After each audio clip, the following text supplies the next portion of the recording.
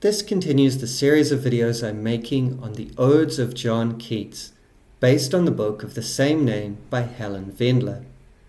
I've tried to make each of these so that they can stand alone, but I would recommend watching the others to get a fuller picture. All the views I describe in these videos are Vendler's, except where I explicitly note otherwise. This video is about the Ode to a Nightingale, which is the third ode in the series by Vendler's reckoning.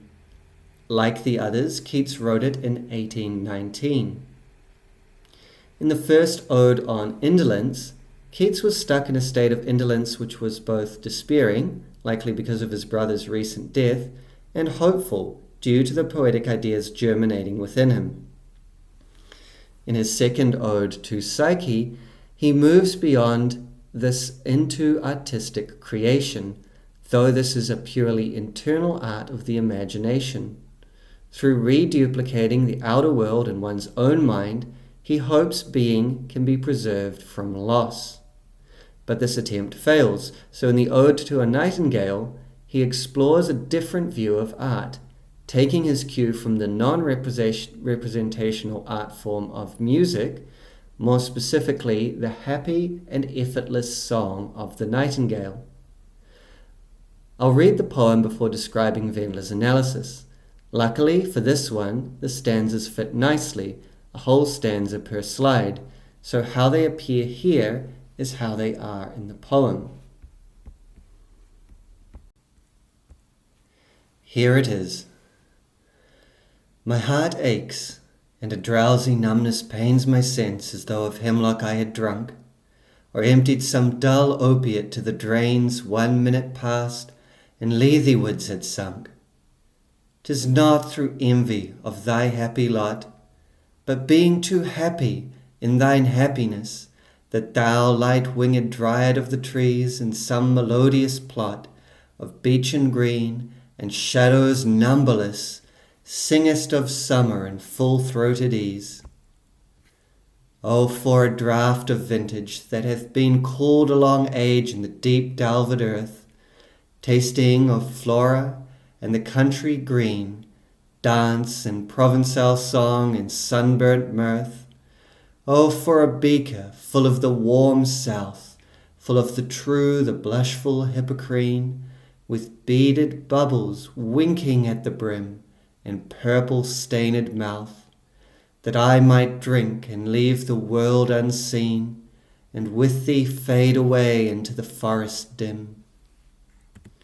Fade far away, dissolve, and quite forget what thou among the leaves hast never known, the weariness, the fever, and the fret here where men sit and hear each other groan, where palsy shakes a few sad, last grey hairs, where youth grows pale and spectre thin and dies, where but to think is to be full of sorrow and leaden-eyed despairs, where beauty cannot keep her lustrous eyes, or new love pine at them beyond tomorrow. Away, away, for I will fly to thee, not charioted by Bacchus and his pards, but on the viewless wings of poesy, though the dull brain perplexes and retards. Already with thee, tender is the night, and haply the queen moon is on her throne, clustered around by all her starry fays. But here there is no light, save what from heaven is with the breezes blown through verdurous glooms and winding mossy ways. I cannot see what flowers are at my feet, nor what soft incense hangs upon the boughs, but in embalmed darkness guess each sweet wherewith the seasonable month endows the grass, the thicket, and the fruit tree wild, white hawthorn and the pastoral eglantine, fast fading violets covered up in leaves, and mid-May's eldest child, the coming musk-rose, full of dewy wine, the murmurous haunt of flies on summer eves. Darkling I listen, and for many a time I have been half in love with easeful death, called him soft names in many a mused rhyme, to take into the air my quiet breath. Now more than ever seems it rich to die, to cease upon the midnight with no pain, while thou art pouring forth thy soul abroad in such an ecstasy. Still wouldst thou sing, and I have ears in vain, to thy high requiem become a sod. Thou wast not born for death, mortal bird, no hungry generations tread thee down. The voice I hear this passing night was heard in ancient days by emperor and clown. Perhaps the selfsame song that found a path through the sad heart of Ruth, when, sick for home, she stood in tears amid the alien corn, the same that ofttimes hath charmed magic casements, opening on the foam of perilous seas in fairy lands forlorn. Forlorn!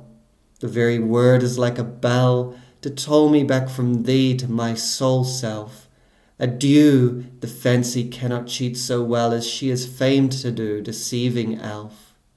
Adieu, adieu, thy plaintive anthem fades past the near meadows, over the still stream, up the hillside, and now 'tis buried deep in the next valley glades. Was it a vision or a waking dream? Fled is that music. Do I wake or sleep? I want to begin by noting what I will say in the next couple of slides may seem a little abstract at first, but I'll illustrate exactly what I mean as I go through the poem stanza by stanza in the slides that follow. In the introduction to this video, I mentioned how this poem relates to the previous odes. In Indolence, Keats remains in reverie. In Psyche, he is roused to art, though an art that is wholly internal. The Ode to a Nightingale is the first to explore art in an external medium by focusing on the song of the nightingale, so named because they often sing at night. Here, by the way, is what they sound like.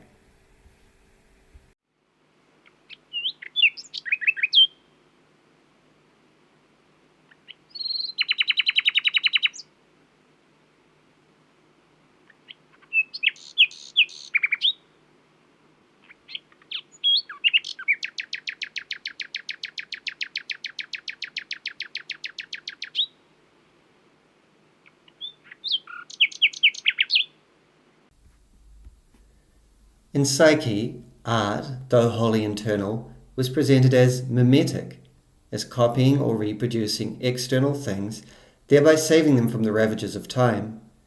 In taking music as his model for art, Keats turns away from this idea.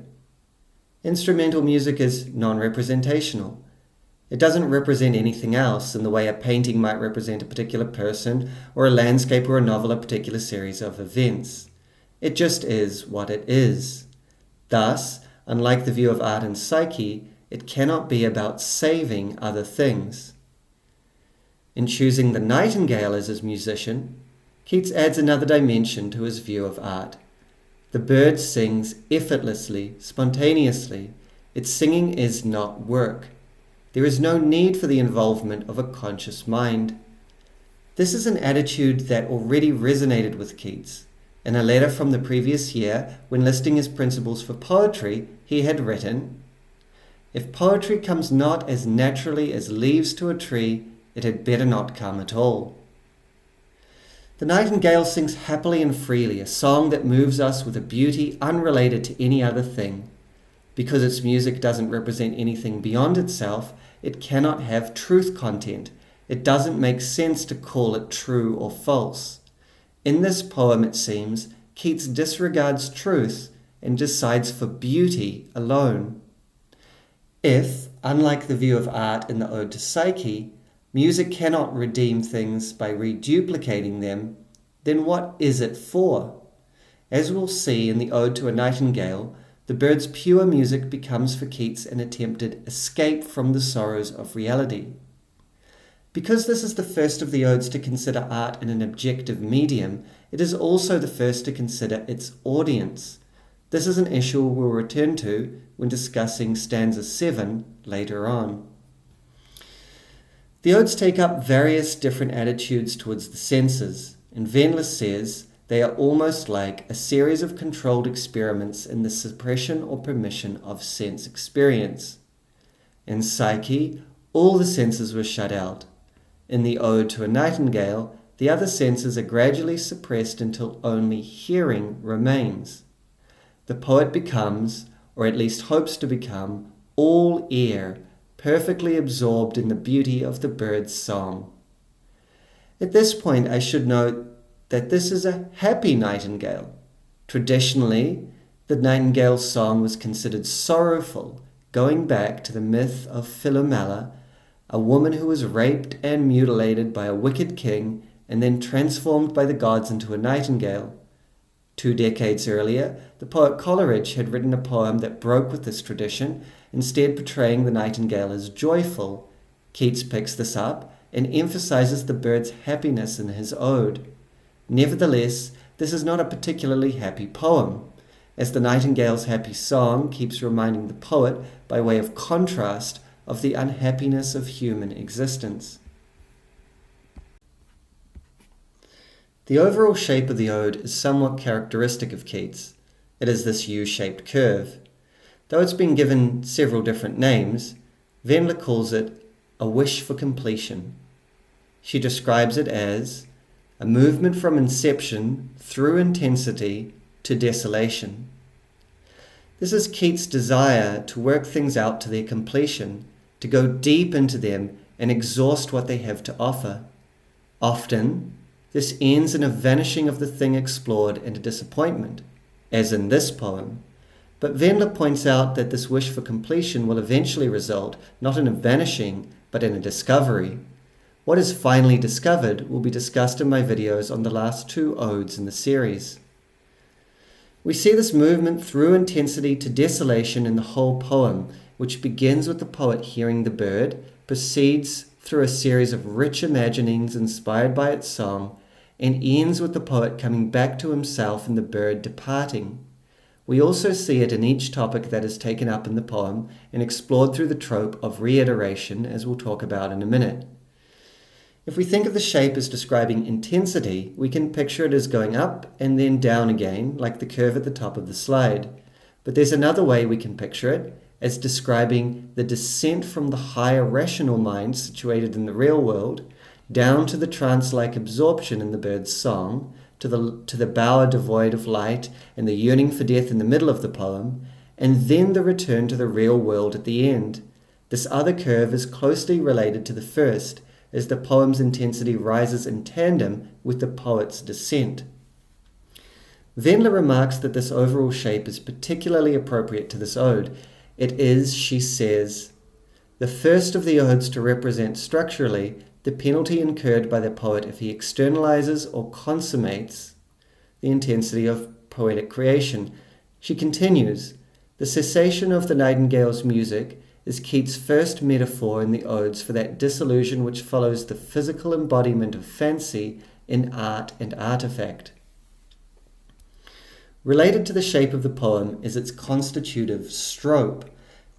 This Vendler terms reiteration, the exploratory tarrying on one concept at a time, where each single object of attention must be fully described and must exhaust its own significance.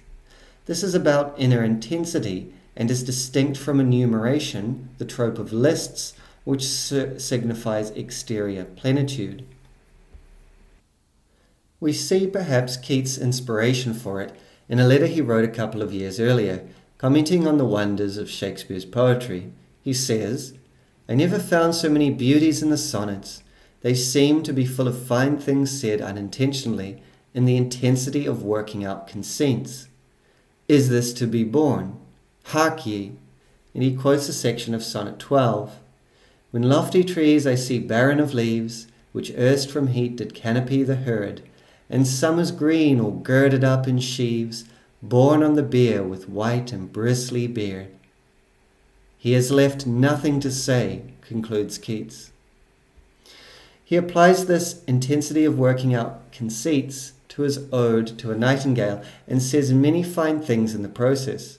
We'll see this in more detail in a moment. But what does Keats focus on in the poem? Ironically, there is relatively little description of the Nightingale's song. We hear much more about wine, life's sorrows, the dark bower, death, and the audience of the song. He is supposed to be immersed in it, and he achieves this to an extent, but precisely because the music is non-representational and so offers him no ideational content, instead he must talk about other things that the music or his experience of it brings to mind. In short, he fills it with fancies of his own. Vendler points out how this feeds into the trope of reiteration, which he says is almost forced on him by the vacancy of the bird's song. Unable to describe it, Keats lavishes description on everything else. So far, what I've talked about may seem a bit abstract. I now want to illustrate it with examples. In the next few slides, I'll walk through the poem stanza by stanza and theme by theme. In the opening stanza, the poet begins his descent. Though happy in the bird's happiness, he says, "A drowsy numbness pains my sense as though of hemlock I had drunk, or emptied some dull opiate to the drains, 1 minute past, and leathy woods had sunk." The poet sinks towards the mythological waters of forgetting and death. There is a bit of a contradiction here between his happiness and drowsy numb pain, and this contradiction generates the rest of the poem. The immortal bird's happy song both reminds him by contrast of his own unhappy human state and lures him to forget it in a trance of aesthetic absorption. In the second stanza, we find the first significant example of the trope of reiteration. Here the conceit of wine, the draught of vintage, is made to contain several different images and ideas. It has the coolness of the deep delved earth, dance and song, the warmth of the sun in the south, the Hippocrene, a mythological spring whose waters grant poetic inspiration, the winking bubbles and purple-stained mouth, suggestive of the wine god Bacchus, and intoxication and loss of consciousness. That I might drink and leave the world unseen, and with thee fade away into the forest dim. Wine is all these things, things which at least partly contradict each other: coolness and warmth, the bright sun and the dim forest, joyous dance and drowsy intoxication, and all of these things within the space of this brief stanza. Through reiteration, Keats is getting all that he can out of the notion of wine. As Vendler summarizes, wine is to be everything at once.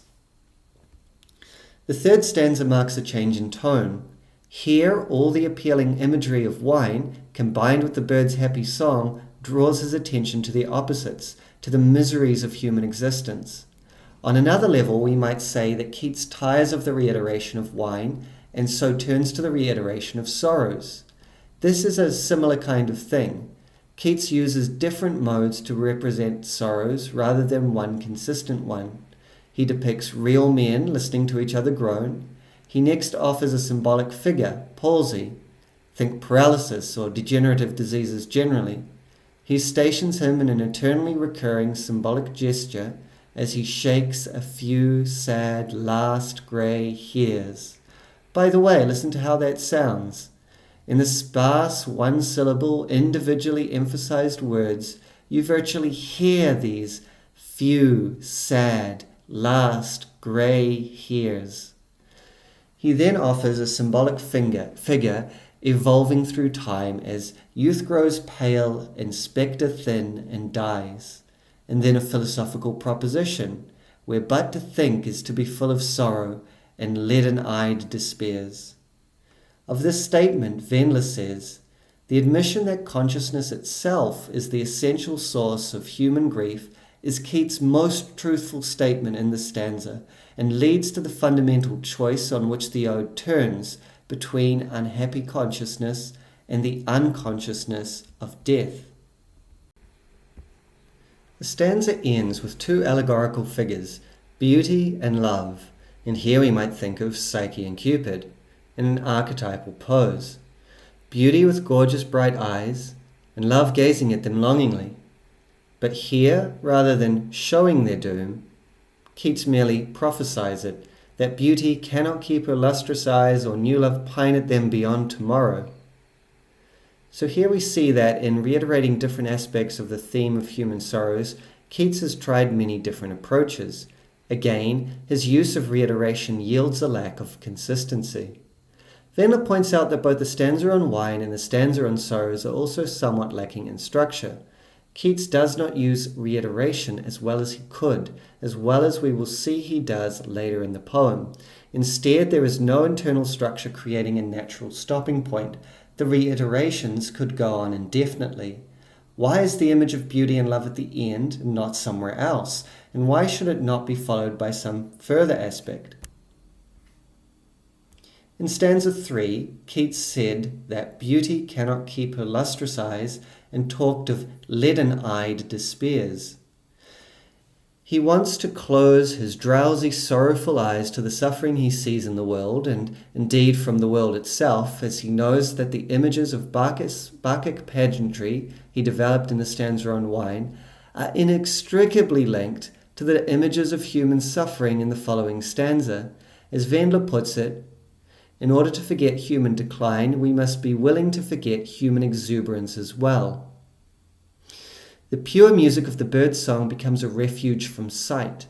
His wish in stanza 2 was to leave the world unseen. Now in stanza 4, we see his wish fulfilled, as he avails himself of the viewless wings of poesy and flies, not up into the sky, although at first we catch a glimpse of it, but down into a bower of deep darkness.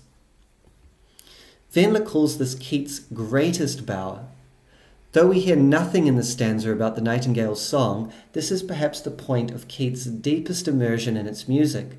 The poet descends into a world full of only scent and sound, suppressing all the other senses. He also descends toward death, into something like a tomb. He is in embalmed darkness, a phrase evoking at once both fragrance and death. This stanza is also full of reiteration, as Keats lavishly describes the various flora of this bower based only upon their smell. But here the use of reiteration is more structured and more successful. It has boundaries in both space and time. He begins with the flowers at his feet, then ascends to the incense on the boughs. He then returns to the grass on the ground, and then again climbs to the fruit tree wild, before gradually descending again to the violets covered up in leaves. The fast fading violets covered up in leaves. And here we see that this is a bower subject to time, quite unlike the ideal timeless bowers in the Ode to Psyche. We get a sense of the seasons passing. This becomes most potent in the last few lines.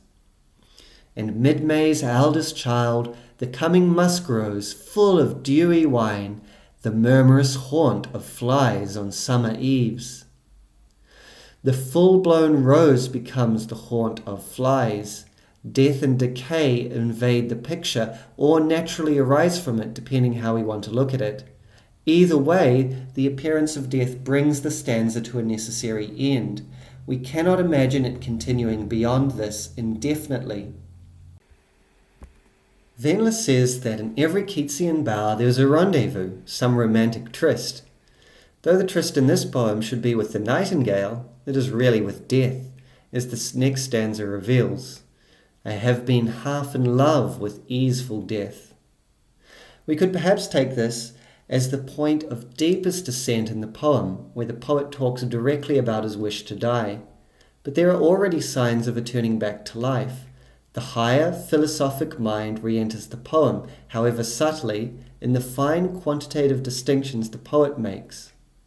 Half in love with death, many a mused rhyme, now more than ever seems it rich to die.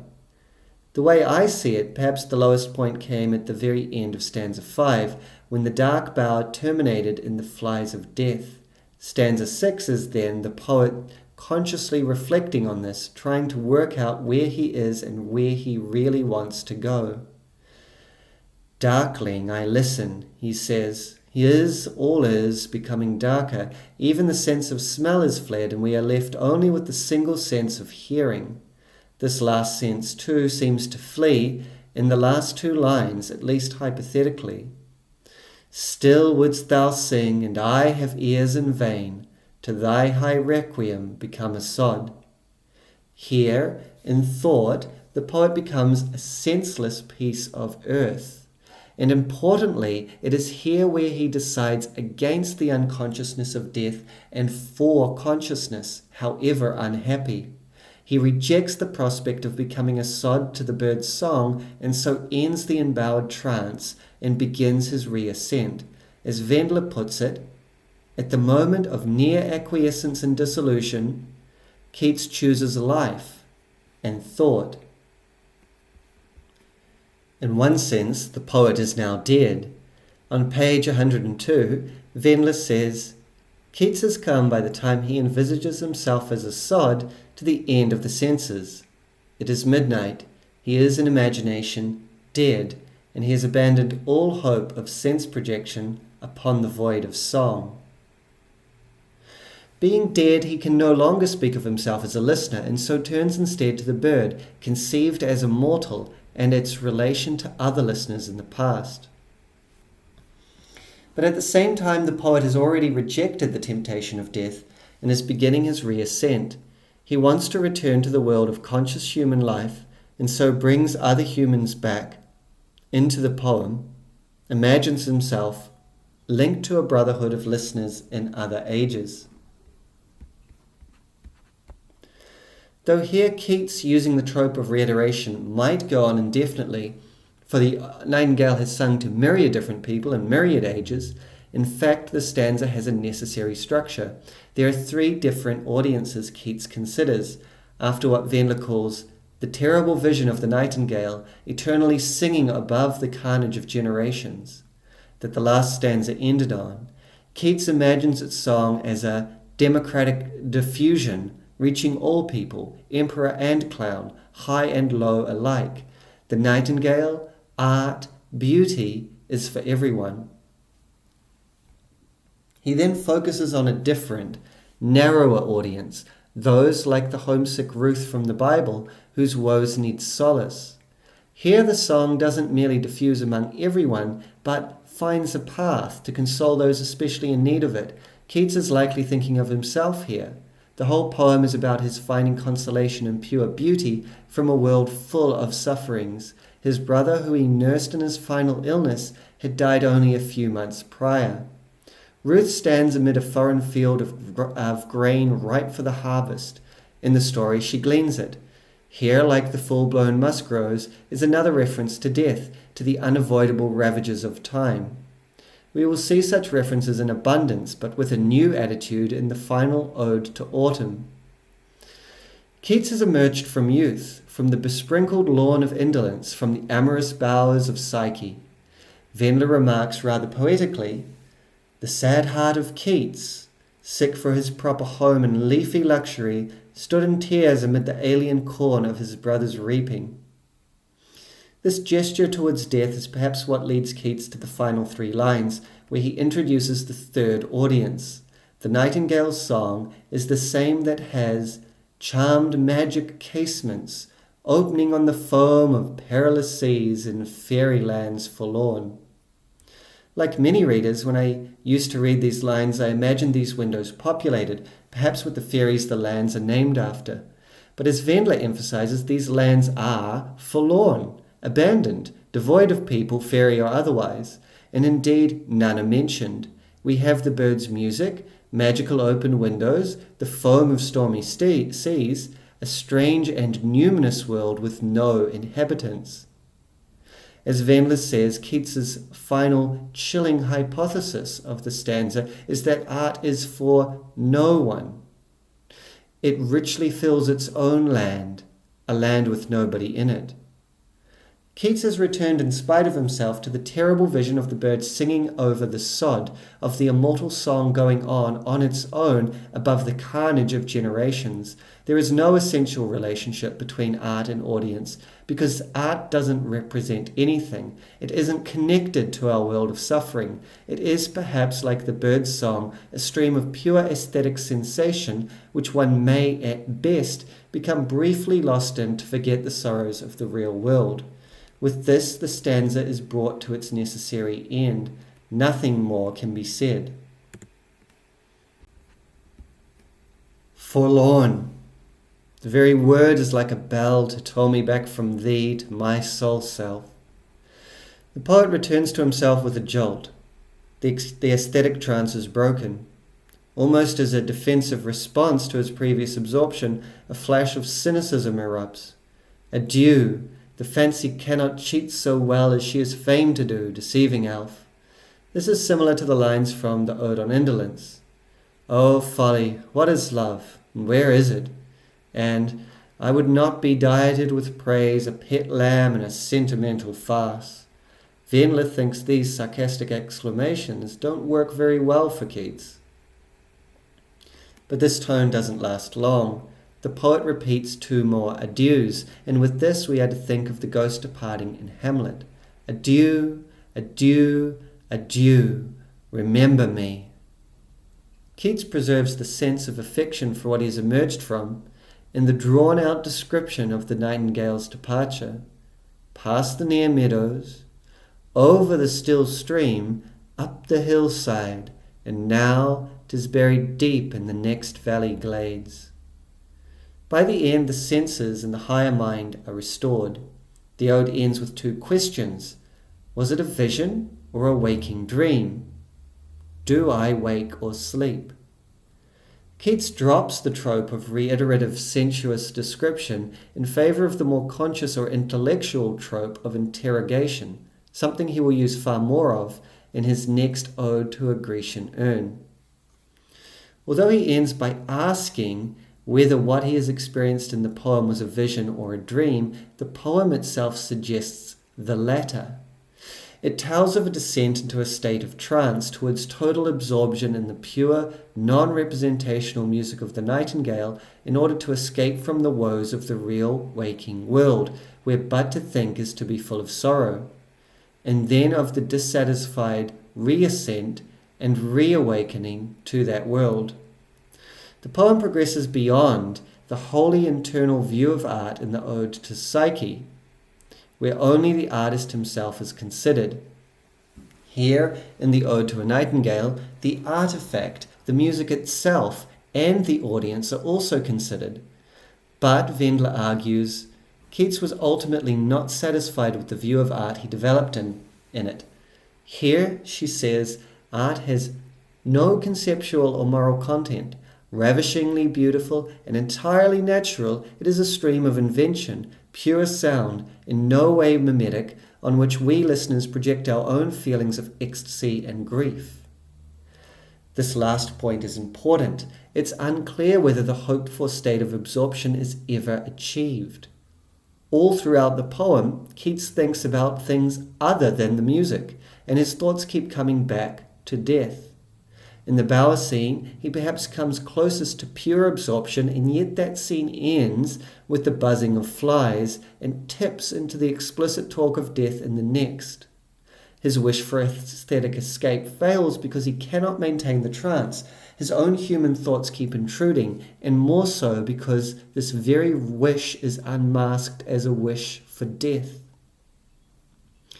Keats, looking for a way to conceptualize his own poetic art, was not satisfied with this ode's view of art, whose model was natural music, as self-expressive, a vehicle of sensation, non-mimetic, deceptive, uttered to no particular ear, and beautiful without respect to truth or verisimilitude.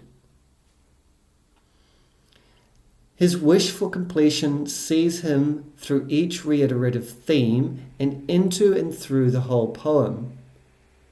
In his next Ode to a Grecian Urn, he will take a different visual art as his model.